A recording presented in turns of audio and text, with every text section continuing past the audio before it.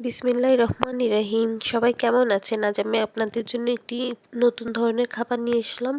এটা গলদা চিংড়ি ফ্রাই। কক্সবাজার পাওয়া যায়, সবাই কক্সবাজার গেলে কিন্তু অবশ্যই খায়। আজ আমি আপনাদের এটি সহজেই ঘরে তৈরি করে দেখাবো খুব ইজিভাবে। চলুন তাহলে শিখে নিই। আমি মাছের ভিতরে এরকম একটা স্টিক দিয়ে নিচ্ছি, যে স্টিকগুলোতে আমরা শাসলিক বানাই। এভাবে দিবেন, তাহলে দেখতে একটু সুন্দর লাগবে আর মাছগুলো টান টান থাকবে। ভাজাটাও খুব ভালোভাবে হয়, মশলাটাও খুব ভালো মতো মেরিনেট করে রাখা যায়।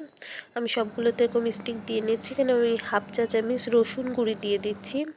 আপনারা চাইলে বাটাও দিতে পারেন, আমার কাছে গুঁড়ি আছে এর জন্য দিচ্ছি। হাফ চা চামচ আদা গুঁড়ি দিয়ে দিলাম, 1 চা চামচ গোলমরিচের গুঁড়ি,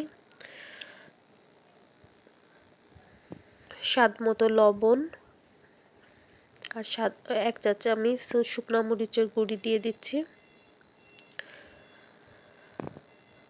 দিয়ে টাইম ভালো মতো ম্যারিনেট করে রেখে দেবো কিছু সময়। এই মশলা আর কিছু কিন্তু এখানে আমি দিচ্ছি না। ভালো মতো ম্যারিনেট করে আমি এটা নর্মাল ফ্রিজে 1 ঘন্টার জন্য রেখে দিচ্ছি। 1 ঘন্টা পরে বের করে আমি এটা কোট করে ভেজে নিব ডিম এবং ব্রেড ক্রামের সাথে।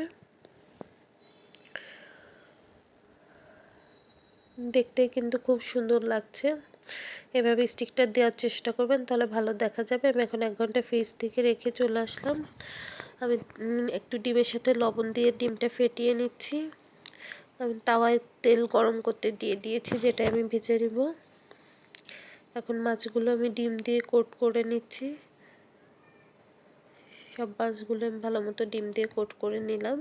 এবার আমি এটা ব্রেড ক্রামে গড়িয়ে, ব্রেড ক্রামটা কিন্তু ঘরে তৈরি করা, আপনারা চাইলে রেসিপিটি দেখে নিতে পারেন আমার চ্যানেল থেকে।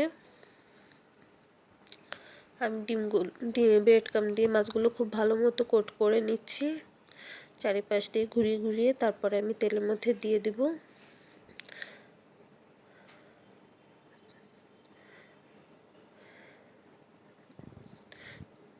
মিডিয়াম ফ্লেমে রেখে মাছগুলো 2 পাশ সুন্দর করে ভেজে নিচ্ছি।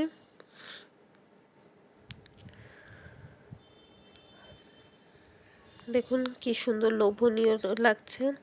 মাছগুলো একদম মুচমুচে হয়েছে, ক্রাঞ্চি আর ভিতরে জুসি। খেতে খুবই মজাদার। টমেটো সসের সাথে পরিবেশন করবেন, বাচ্চারা খুশি হয়ে যাবে। যারা সব বাচ্চারাই চিংড়ি মাছ খুব পছন্দ করে। রেসিপিটি ভালো লাগলে আমার চ্যানেলের সাথেই থাকবেন। আল্লাহ হাফেজ, সবাই ভালো থাকবেন।